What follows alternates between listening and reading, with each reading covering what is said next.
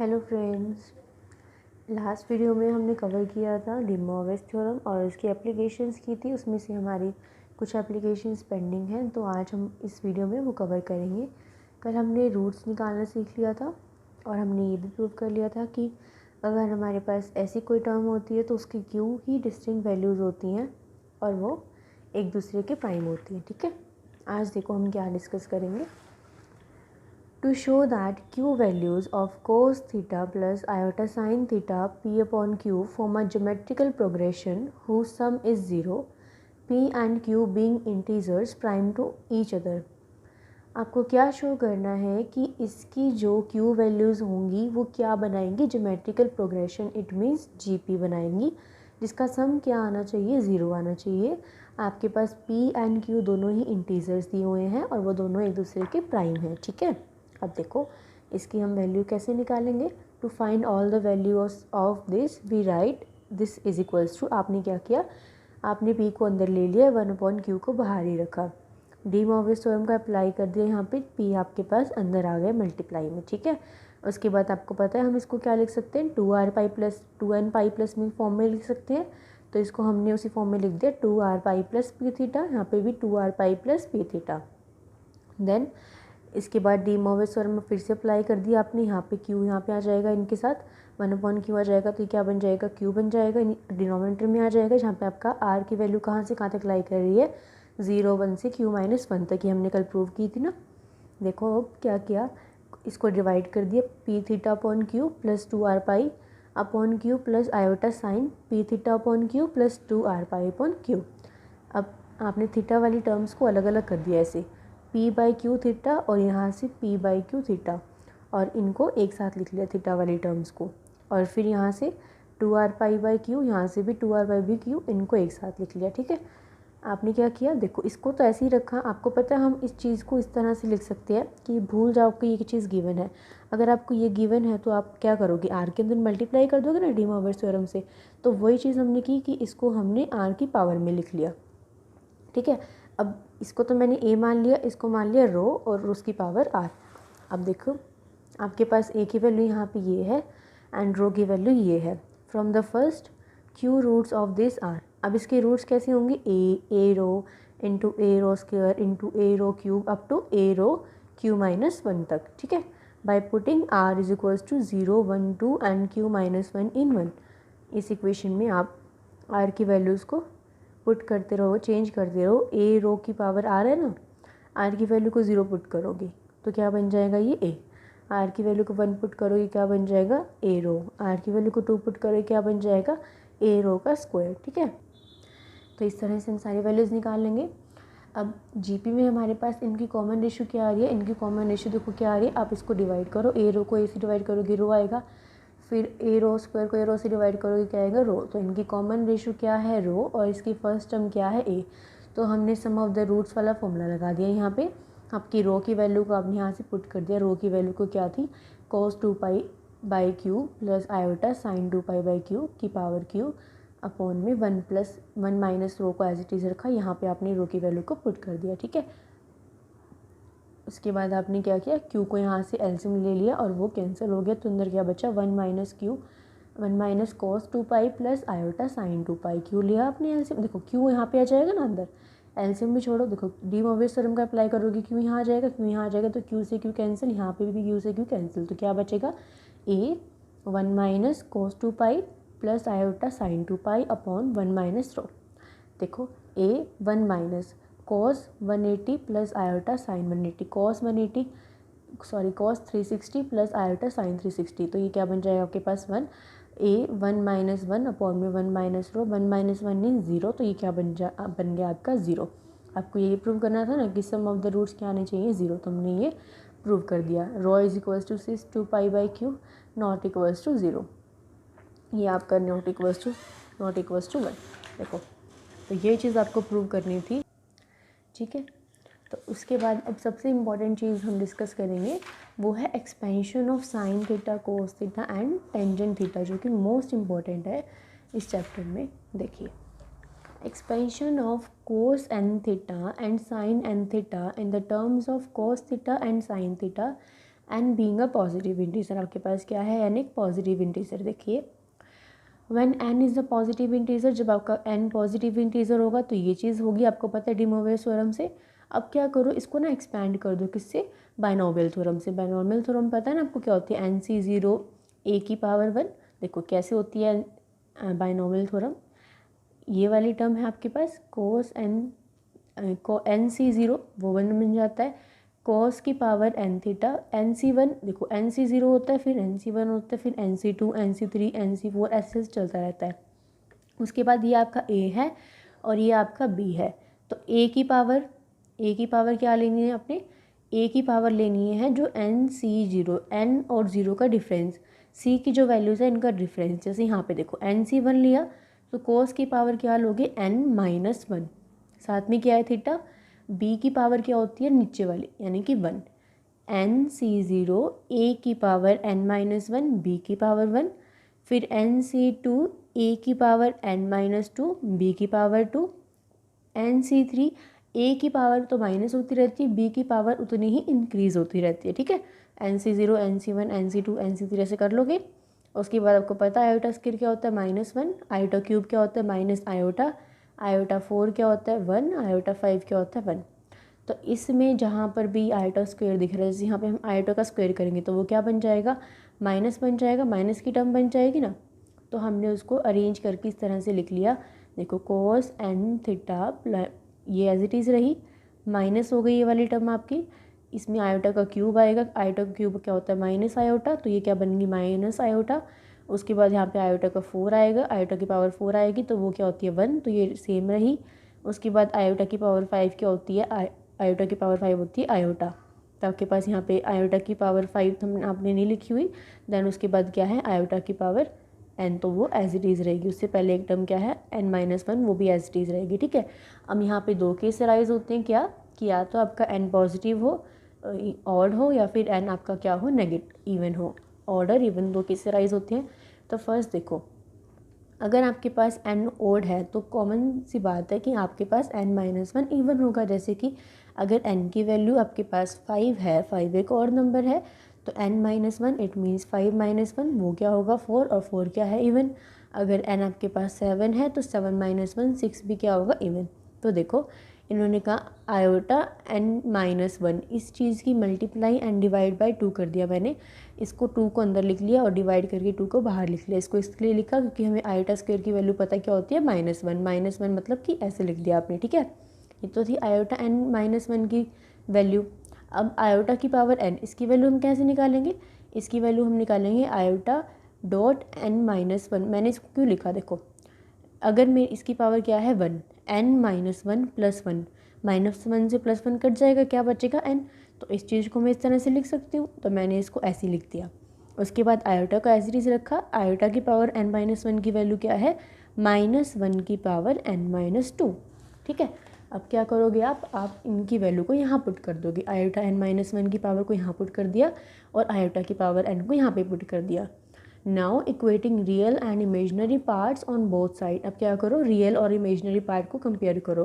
कैसे, यहाँ पे रियल पार्ट क्या है आपका कोस एन थीटा, और यहाँ पे रियल पार्ट क्या है आपका, जिस टर्म में आयोटा नहीं है वो आपका क्या है रियल पार्ट। जैसे ये वाली टर्म हो गई, इसमें आयोटा है तो ये वाली टर्म नहीं होगी, फिर ये वाली टर्म हो गई, इसमें आयोटा है ये नहीं होगी, मतलब एक छोड़ के एक, ठीक है। तो ये आपके पास क्या बन गई रियल पार्ट। और इमेजनरी पार्ट कैसे कंपेयर करोगे, इमेजनरी इसमें क्या है साइन एन थीटा, इसमें इमेजनरी क्या है ये वाली टर्म, फिर एक छोड़ के ऐसे। तो ये आपके पास क्या हो गया इवन वाला, सॉरी ऑड वाला केस, जब आपके पास एन क्या था ऑड।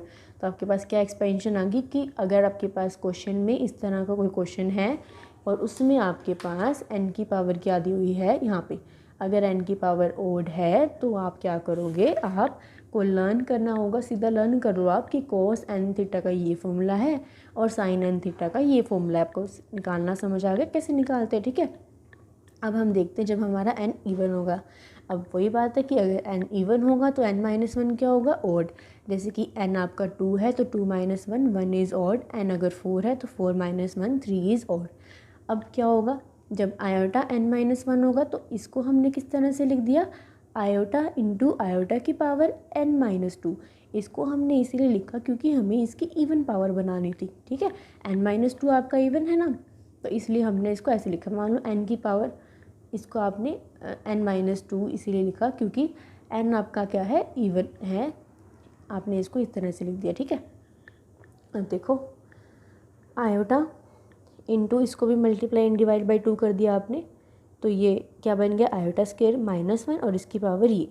फिर आयोटा n की पावर कैसे, आयोटा की पावर n को क्या लिखोगे, मल्टीप्लाई एंड डिवाइड बाई 2 कर दिया। आयोटा स्क्वायर की पावर मतलब क्या होता है, -1 और उसकी पावर n/2। तो यहाँ पे जहाँ पे भी आपके पास आयोटा की पावर n-1 है, देखो ये तो चीज़ सेम ही बनेगी वहाँ पे भी। अब जहाँ पे भी आयोटा की पावर n-1 है वहाँ पे तो ये वाली वैल्यू पुट कर देंगे हम, और जहाँ पे आयोटा की पावर n है वहाँ पे हम ये वाली वैल्यू को पुट कर देंगे। देखो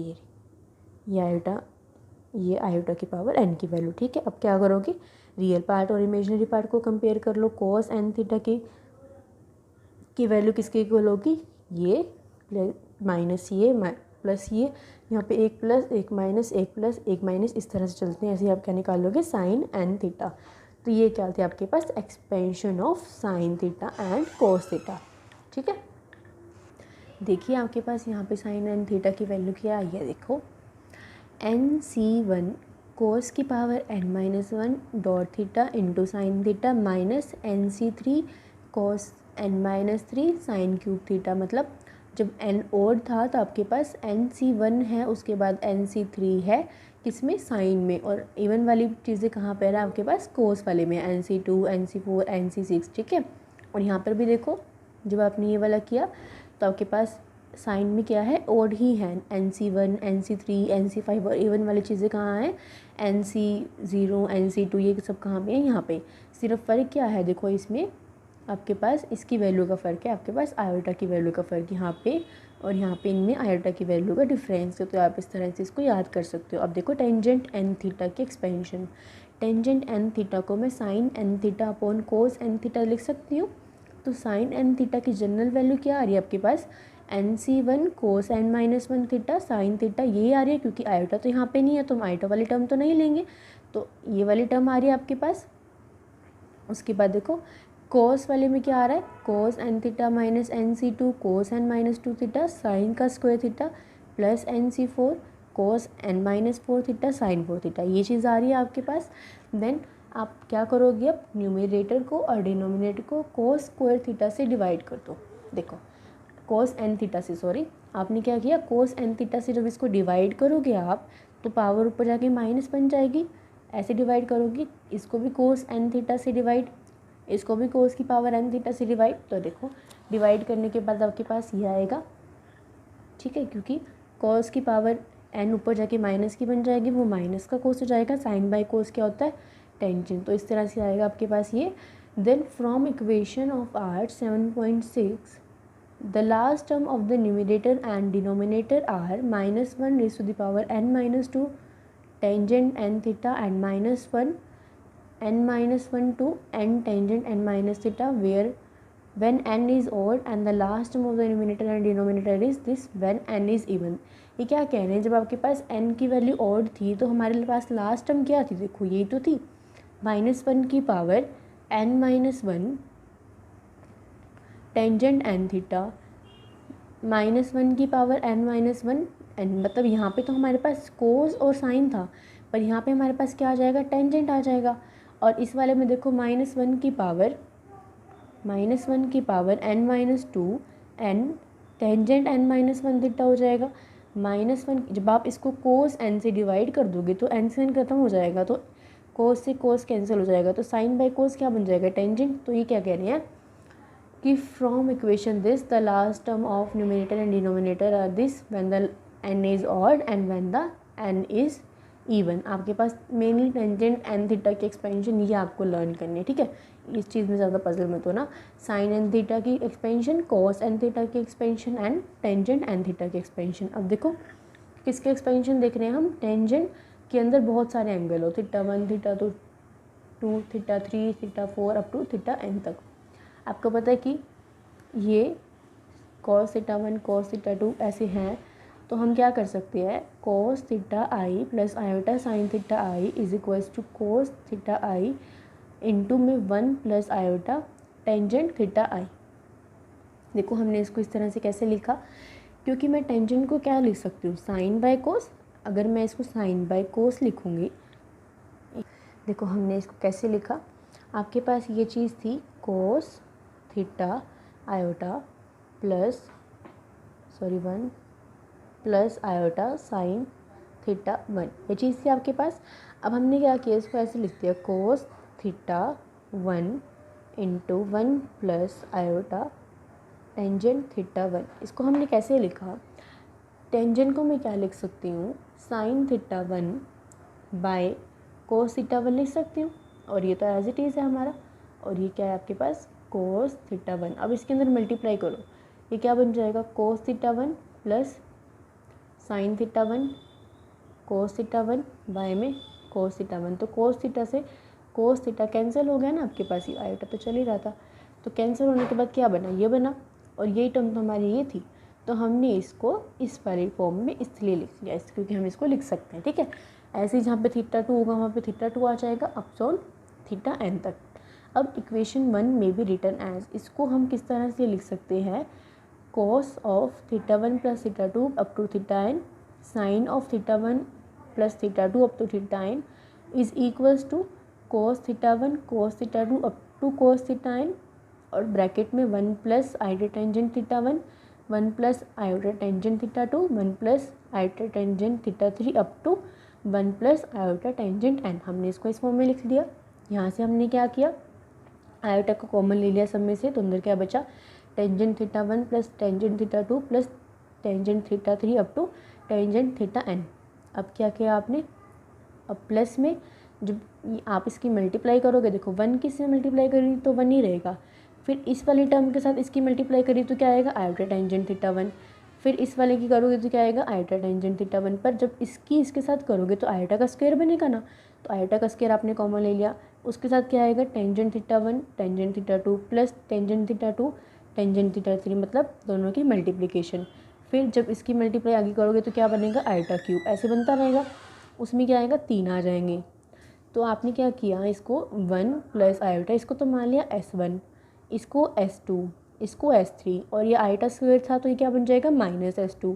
आयोटा क्यूब क्या होता है माइनस आयोटा, उसके बाद आयोटा 4 क्या होता है 1, आयोटा 5 क्या होता है आयोटा, तो इसको हम ऐसे लिख सकते हैं 1 plus iota S1 minus S2 minus iota S3 plus S4 plus iota S5। इसको हमने इस तरह से लिख दिया। ठीक है, देखो अब क्या किया आपने, आपने रियल वाले पार्ट एक तरफ रख लिए और इमेजनरी वाले पार्ट एक तरफ रख लिए।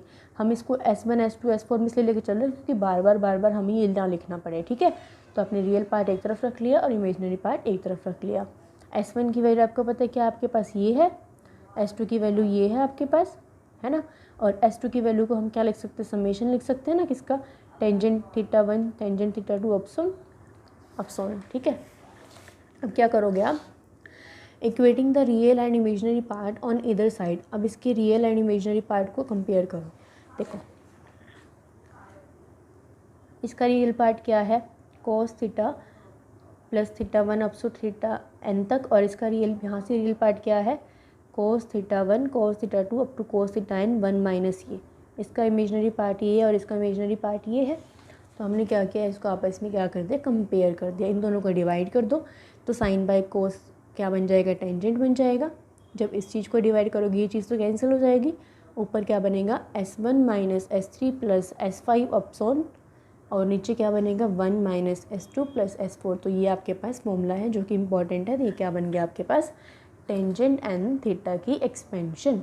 ठीक है, it can be easily seen that the last number of the numerator and denominator are the respectively ये होते हैं, जब आपके पास n ऑड होता है और जब आपके पास n इवन होता है तो लास्ट टर्म ये होती है। ठीक है, if in second third and fourth अगर आप इसको पुट कर दोगे, अगर आप second third and fourth equation में थीटा 1 को सबको थीटा को इक्वल पुट कर दो इसमें सेकेंड थर्ड फोर्थ में, तो आपके पास क्या मिल जाएगा, आपको क्या मिल जाएगी, फॉर्मूला बन जाएगा किसका, साइन एन थीटा का, कॉस एन थीटा का एंड टेंजेंट एन थीटा का। इसकी अनदर फॉर्म क्या हो सकती है, tangent inverse x1 plus tangent inverse x2 up to tangent inverse xn is equals to tangent inverse ये वाली सेम वैल्यू। ठीक है, आपने क्या किया, जब आपके पास ये वैल्यू आई है ना, इसका टेंजेंट आप यहाँ पे ले आए तो यहाँ पर ये क्या बन गया, इन्वर्स बन गया।